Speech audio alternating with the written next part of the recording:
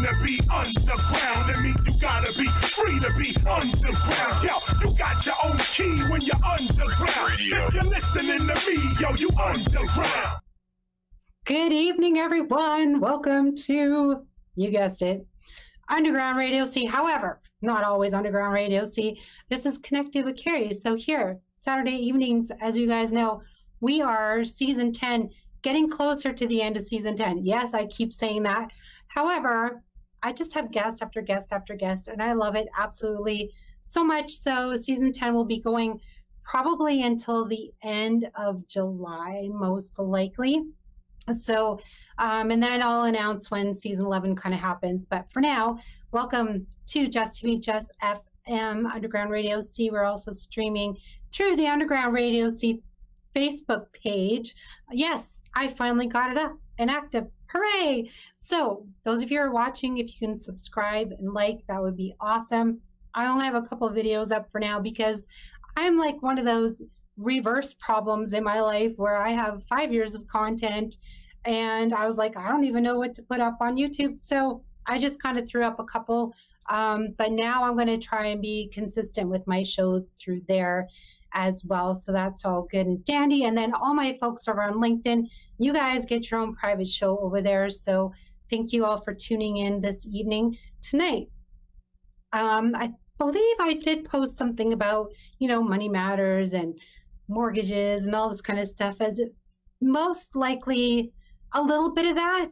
We may touch up on that a little bit. We'll just kind of see how it goes. However, my guest this evening does work in the financial field. So we're going to welcome him in. He's going to introduce himself, and then we're going to go from there. If you guys have any questions along the way, feel free to throw it into the chat, and then we'll get to them as we go along, as you guys know. So please welcome my guest with me this evening.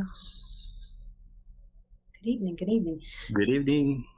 Please formally introduce yourself. There are some radio hosts that they do a little bit of an intro of who their guests are, but I firmly believe that all my guests should just go ahead and totally introduce themselves, even though I put your name up and whatever. But because you're originally from another country, you probably have like the coolest way of saying your name, which us Canadians can't say. So with that, I'm going to let you formally introduce yourself. Awesome, Carrie. Thank you so much. I appreciate the invitation. My name is Petre Ignatescu, and I'm born Romanian, Canadian by choice, moved here 18 years ago. Come from a background of engineering in telecommunications. It's pretty cool. I guess your cell phones are working because of me. So if you get a lot of drops of signal from time to time, it's because I'm no longer in the industry. Hooray. And I've started a new career in financial services roughly about 8 years and a half ago. And it completely changed my life from a perspective of personal development, growth, also from a perspective of understanding money, understanding people, working with a lot of people, servicing a lot of people. And I feel that I want to set a little bit of expectations for tonight, in a sense where I hope I'm not coming from a place that I'm there. I'm coming from a place that I'm working towards it myself, and I'm learning along the way. And tonight is just a session where I would love to share some of the things I've discovered and I learned about when it comes to the money game. Should I go ahead, Carrie, or are we? Are we still doing this thing? Sure. Well, it's so funny because I told my guests, I'm like, I'm gonna put you solo screen, and I'm like, I'm not running away. I'm just in the background. I like to have my guests take the whole screen and be able to share what they have to share. But yeah, please, we'll go into just a little bit about the whole financial aspect of a little bit about what you do on that end, and then we can go into we'll go into the things that you sort of learned that you do want to share with the audience that you really truly think is important in the financial world that maybe we didn't learn growing up, I know by all means, we don't learn a lot about finances even just in school, right? So these are the things that through radio shows, YouTube things, and everything else that you're scrolling through Instagram, whatever, and you may see a clip about financial stuff. That's sort of how we're learning these days. However, it's nice to have on somebody that's truly in it, who can come on and go, hey, maybe it's distorted through the social media.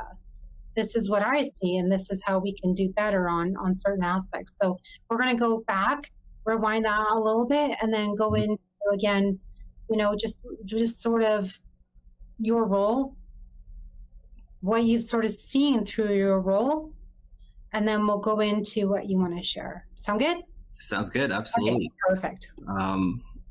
In my role as an independent broker in finance, my job is to sit down with as many families as I can and kind of look at their situation, understand where they are, have a conversation about the direction they want to go, what goals people have, and kind of come back. And because I'm an engineer, I like to back engineer plans to figure out how can I support them on their path to make their dreams and goals come true.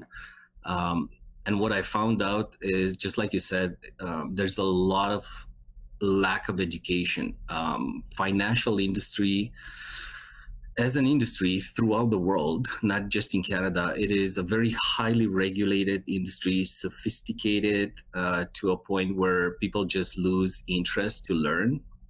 A lot of things are not, most things actually are not taught in school. And people kind of fall into this situation where they come out of an institution with a bunch of papers they signed and they have no idea what they got themselves in. And it's one of those things. So I love the fact that through what I do, I get to educate first. And I love the fact that I can see now more than ever financial education being properly introduced into schools, universities. We actually, our company, we teach extra curriculum in universities throughout Alberta and BC, and help students to, and like the education of money, it's important. Yeah, it is. When you said, I just had to kind of bring this up when you were like, oh, people don't often know the underlying, maybe a mortgage, and there's like the fine print, as you said. No one understands perhaps, I want to say capitals, I mean capital, but the interest rates, and then how mortgages, even just on that alone, can be very complicated because you can be locked in at a certain rate, and then the rates will change over certain years. So, sometimes some people don't even realize that, oh yeah, I just want to lock in for 2 years or lock in for 3 years. But some people don't do the research going, okay, maybe being locked in for 2 or 3 years isn't the greatest idea. Maybe somebody wants to be locked in at 5 years. And then also there's your floating interest rates as well, where you can go in. Some mortgage companies do it, like some banks, where you can go, I think it's also the same as like utilities, where you can go online, and if the interest rate is lower, you can go and say, hey, I want the lower interest rate, and lock that in. But people don't know about this. So tell us a little bit about, how do we get this information out there? What should you do when you are reading those papers and sitting down? What are the questions that we should be asking a financial planner with us? Yeah, that's very good. So I'll start by this. So if I can maybe ask your audience to think a little bit as like towards money as a game, like the money game. We're all playing it. We're all in it. And the question is, like, when do you actually know you've won at this game? And do you know all the rules? And if you don't, how can you win? So, a lot of people, when I ask them that, is like, okay, so I'll win by luck. And it's actually a strategy that a lot of people I get to sit down and ask this question have, and luck is not a strategy. At the end of the day, you win at the money game when you become financially independent. And more now than ever, we see 18-year-olds that become financially independent at that age, right? So what financial independence is basically when you gather enough assets to last you for the rest of your life while you have a lifestyle that you choose. So when you hit that spot in your life, you can say, from now on, I'm financially independent. And gathering assets could be, material assets, liquid assets, and intellectual assets. Okay, I'll stop you 1 second. How do we know we're the financial independent? How do we know? Like you said, you reach an age. Most people think, okay, 18. However, do a lot of 18-year-olds even have a job? So what is the description of an independent person that makes their income or whatever? Like, how do you describe that? Right. So when I sit down with people, I ask questions. So at what age would you realistically want to retire? And let's put in like an optimistic age as well. We look at their, how long do they, in their family line, what's the age when people start dying, right? So what should we be prepared for, as well as defining in today's money an amount of money, of cash, that can come to you for the rest of your life. And then taking into consideration inflation, taking many other aspects, looking at their current situation. So the financial independence number, it is a very important number. Your financial advisor can calculate that for you, can tell you what it is, and help you understand how that got calculated. And then build a plan to support you in getting there while you still have like a life to live. You still want to enjoy things. You still want to go on vacations and everything else that you want to, do in your life. One of the, let's say, for me, the most important rule of the financial game is that you will never win at this game by yourself. So this can mean different things, maybe to different people.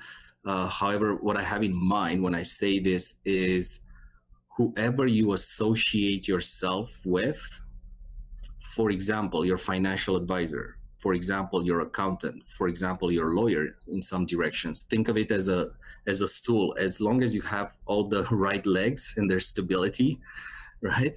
Like you need all these professionals in your life. And I can speak from like a financial advisor perspective.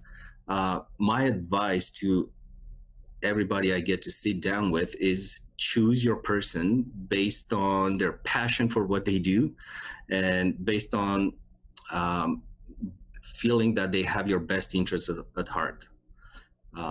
Just like you choose your doctor, just like you choose maybe your accountant or a person that you put a lot of trust in. Mm-hmm. Choose the same for your financial advisor. And there's like 3 classes of financial advisors. Okay. Take us through those 3. And then maybe just sort of go on to as well the fact of how to choose. Mm-hmm. Like you said, they have your best interest in heart, whatever. Maybe what are 3 questions that we can ask a financial advisor to see if they're a right fit as well? Yeah, just identifying like which class do they belong. I think it's important. So one of the classes is, there's financial advisors that are employed. So no matter what they do for you and how they do it, they get paid the same. There's also financial advisors that are only commission based.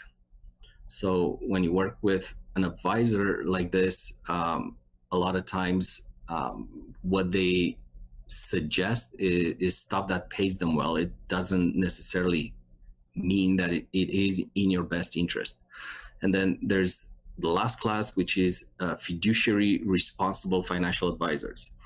So what that means is an advisor like that has to manage your portfolio, your financial situation in such a way that it has to be proven to the government that it's in your best interest. They cannot do whatever they want, and they're also personally responsible for what they do, meaning they don't hide behind a corporation or a company. They're directly responsible for what comes out of their hands. And some of these fiduciary responsible financial advisors most of them are brokers. And here there's two classes: independent and codependent. So codependent means the company they work with manufactures financial products. So when that happens, what comes out of their hands, it's something their company produced. And then there's fully independent fiduciary financial advisors, which means this group of financial advisors, they do not manufacture product, they distribute. So those are the independent brokers in finance. They don't belong to one company. They literally become your professional financial shoppers for the entire market. I work personally with like more than 75 companies in Canada, and I can work anywhere in Canada and US. So some of these questions that I feel they're important to be asked are, just sit down with him and figure like, how did you enter in this career? What do you love? Do you love or do you like your career? How has this career changed your life? Have a conversation about, like, ask questions from which passion comes out of at the end of that question.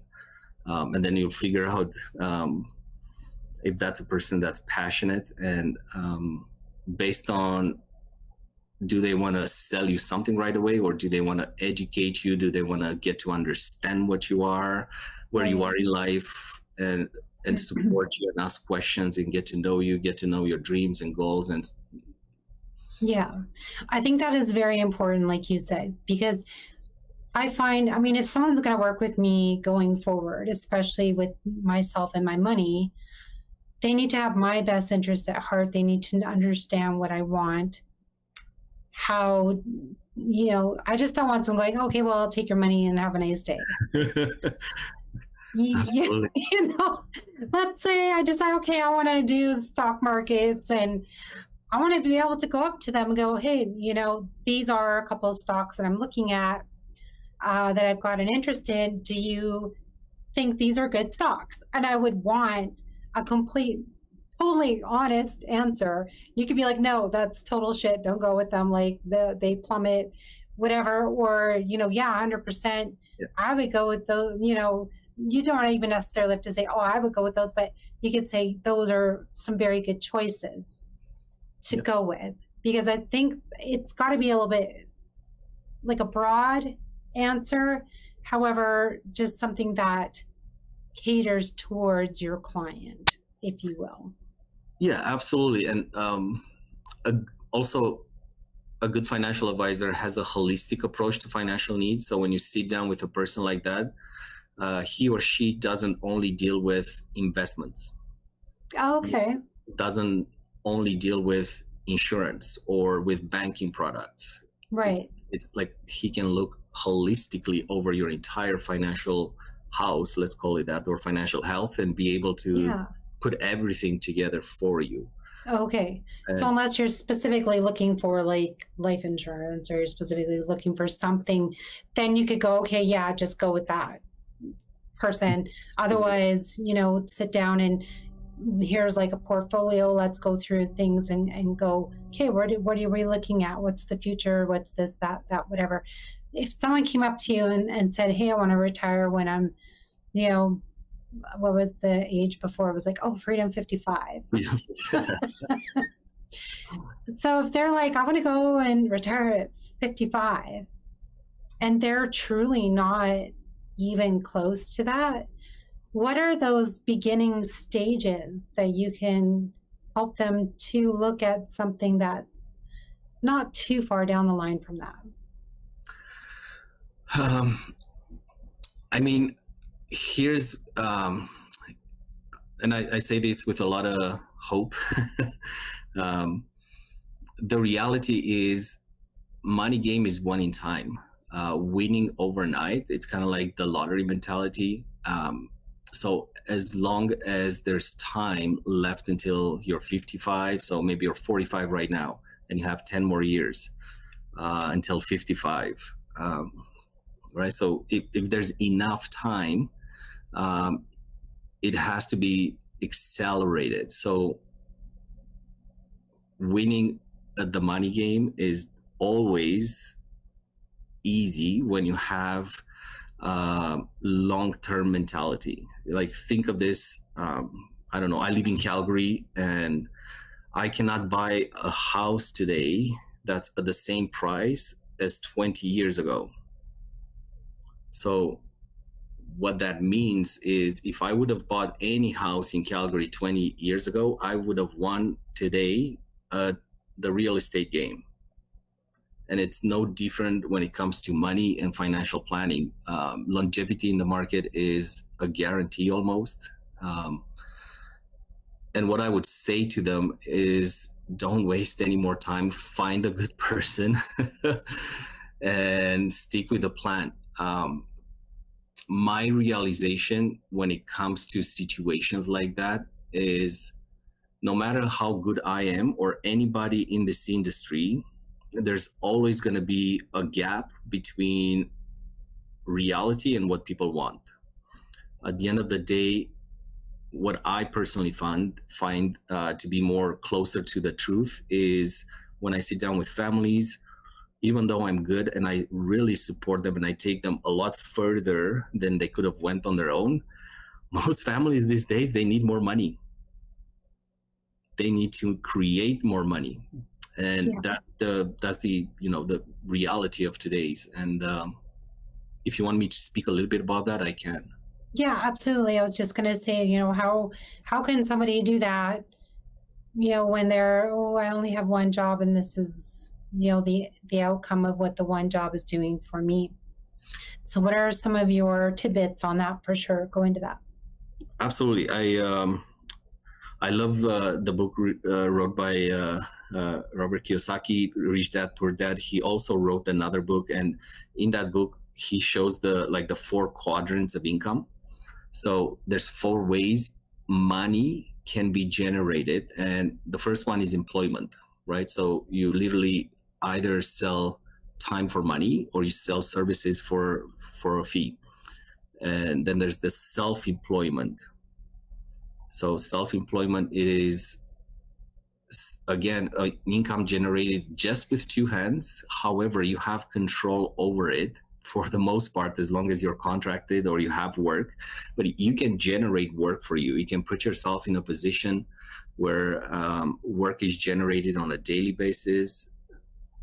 However, it is only an active way of earning, meaning you do something, you get something. Employment is the same, and it can be easily lost. So those are 2 of the ways. The other 2 is business ownership. So business ownership is when it's also an intellectual asset, where you build a corporation, an organization that works without you. So in that instance, there's more hands involved in your income, right? So you look at how many types of corporations are like corporate world. In the corporate world, there's like the corporation, there's like nonprofit, there's even franchises, there's multi-level marketing companies, there's all sorts of different types of companies. So they all work with multiple hands. Everything that involves multiple hands, it is much stronger. And this is, one of the reasons why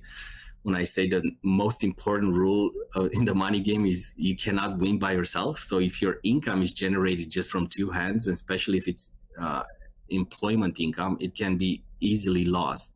And there's not much one person can do to keep it in that instance. So it's just the chasing. What's the next income? What's the next position? And then the last one is investors. So once you build a business that works without you, in the business world, we say, 11 streams of income is what's required for you to be bulletproof no matter what. financially independent. So those are kind of 4 different ways of earning an income, and it's super important. And I'll end with this to understand. We've heard that cash is king. Cash is not king. Okay. Cash flow is king. Oh, there we go. Right. So cash flow is king because a king builds what? A kingdom. A kingdom. Your network. Right. I mean, am I there? Right. So no, how big Castles, village, an army. What I mean. There you go. Yeah. So what I would there we go. find additional streams of income, right? So Okay. find, like, if you have a main job, like, do your best to create a business. Do your best to create like money from your passion.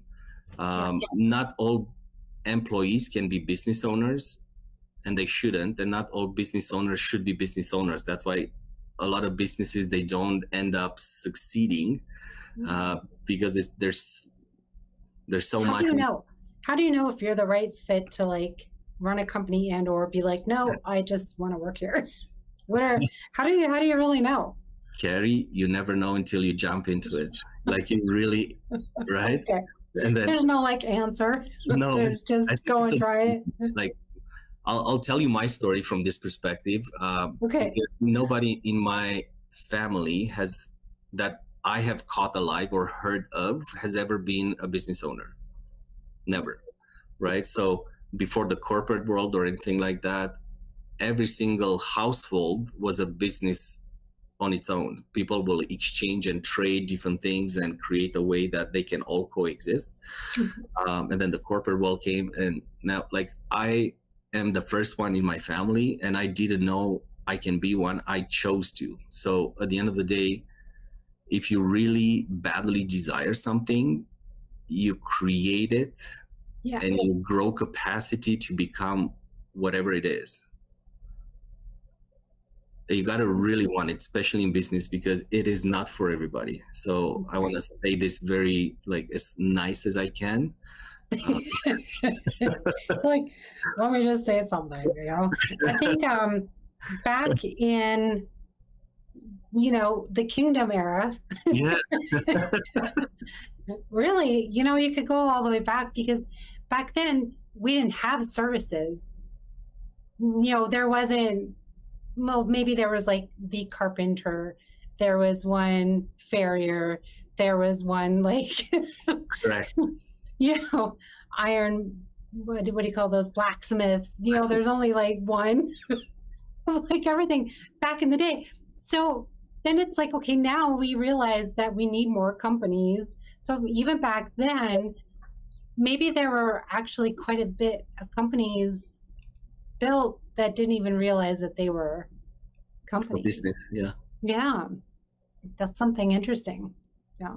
So nowadays it's kind of like, well, we're not little tiny strips of villages that there's like 5-10 people in a village, and there's everyone's got an employment.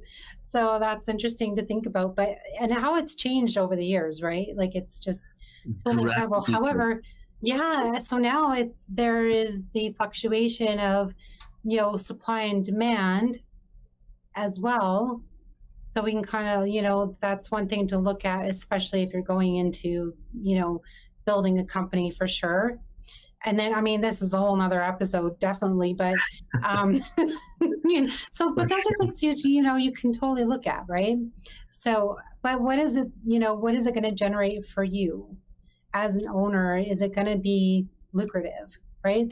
Those are the questions I think you really need to look at, if you're going into that. And I think that's how you may know if you are wanting to be a business owner, or if you perhaps have that mindset of one. Because then it's like, okay, well, it's not like, oh, I just want to make hockey sticks because I love them so much, but it's like these in-depth questions of, what are they made from, and how flex, what are the flex of these, and where can I sell them, and who can I sell them to, when you have a passion for them and whatever, and you have like this business plan inside your head to go forward. So I think maybe those are some signs of of a business owner going, yeah, I really truly want to go into that. So even with a financial advisor, yeah, I can talk for an hour about business. I just absolutely love this concept of business, and you're right. You're right. So, but yeah, with a financial advisor, definitely, yeah, I think it's very important to ask those questions and see, are they even thinking that way too? How do they love their business of being a financial advisor? Like you said, do they have that passion? Do they have your money at heart? Or are they just like, I don't like the quick salespeople. To me, that really bothers me. And I find that it's you can just sort of tell the money hungry people. And I'm just like, maybe I need a couple days to think about this. And if they bother me between that period, I'm just like, the hell no. Don't talk to me, don't whatever. As much as I love LinkedIn, sometimes I've added people on there and then they're right into my DMs asking, if maybe they're in like their content creation or something, and then they right in my inbox and, do you want us to plan this and this? It's like, I do it myself. Like, no. Like, don't bug me. And then it's like, well, do you, and I'm like, and so I need a financial advisor that's going to sit down with me and listen to my needs and go, okay, and have that open honesty about it, because I don't like the sales pitch. Although it's got to be a gentle pitch or something.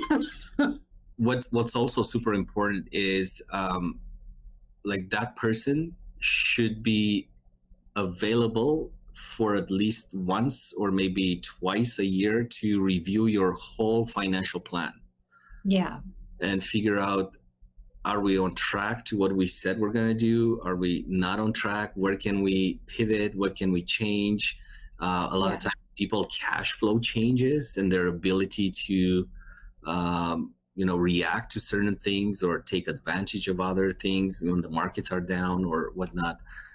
So it's important to have like a very close relationship with this person and make sure he's available, because a lot of brokers, they have like, I don't know, 4,000 or 5,000 clients. And if you're not one of the rich clients, he will not give you his time.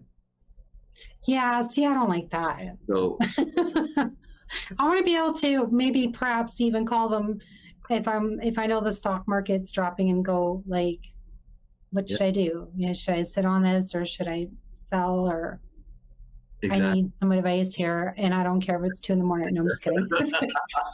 Oh, I get those. Maybe if I were like super duper rich and I'm just like, I have $10 million in this stock. Well, we'll talk. That's something that, would they be willing to do that? That's all I'm saying, right? I think that's really important. So these are some questions.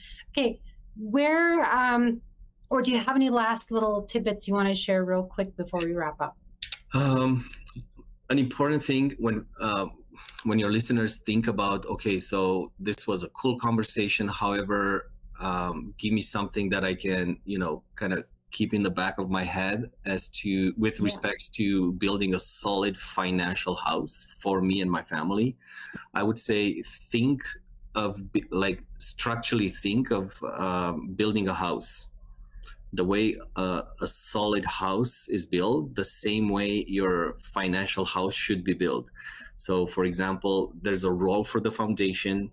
Then you have the main house, which is pretty cool, like all the countertops, everything that you like and how you like it. And then you have the roof.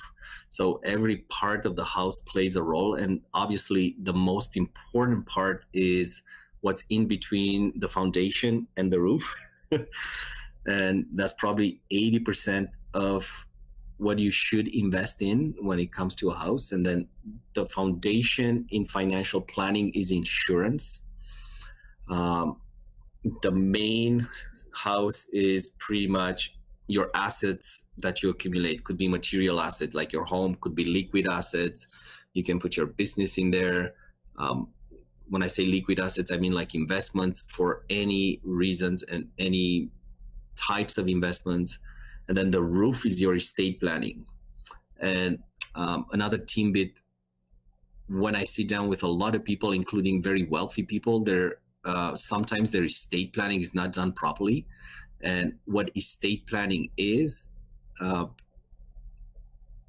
we all go back the way we came into this world with nothing. Yeah. So what happens with everything that we've built in this life? Okay. That's your estate planning. Yeah. Important. Okay, perfect. So then if anyone has any questions, they can reach out to you and ask you any more questions on that, because unfortunately we don't have enough time to go into it deeply, because I know that's, again, a whole nother episode on it, because it's just more and more and more. So where can they find you if they have any further questions? If there's any further questions, I do have a profile. I'm working towards getting better with social media. So I do have a profile on LinkedIn, Facebook. I do keep Instagram for my personal development and connect with people that I want to learn from. So I would say don't look for me there. Just the best, the one best, maybe LinkedIn, or do you have an email that they can reach you at? Yeah, I do have an email. It is my first name dot my last name at gmail.com, and that's my personal email. Okay. And they can definitely give me a call there or an email there. They can also reach me at my cell phone if that's something that I can share here. Just email's good. Email is good? Okay. Email is good. And then you can, then you guys can exchange things after that. So thank you, Peter. Petra. I want to say Peter, and it's not even like pronounced that way. So there we go. That's why I was like, you can. Perfect. No, thank you so much for coming on this evening. I appreciate your time and your financial help and your knowledge and everything. We appreciate that so very much. Just enjoy your weekend. You as well, and stay blessed. Nice talking. Thank you. You bet. Well, there we go. Another episode of Connected with Carrie here in the books. Beginning of June. Not many episodes left here in season 10. So make sure you guys tune in every week here on Connected with Carrie on Jess TV, Jess FM, Underground Radio C. We're also live through Meta TV, Roku TV 101, also the Underground Radio C YouTube. Please go like, subscribe there, and to all of our channels as well. Make sure you guys have a fun weekend. Enjoy the sun while it's here for the summer. Enjoy. Stay connected.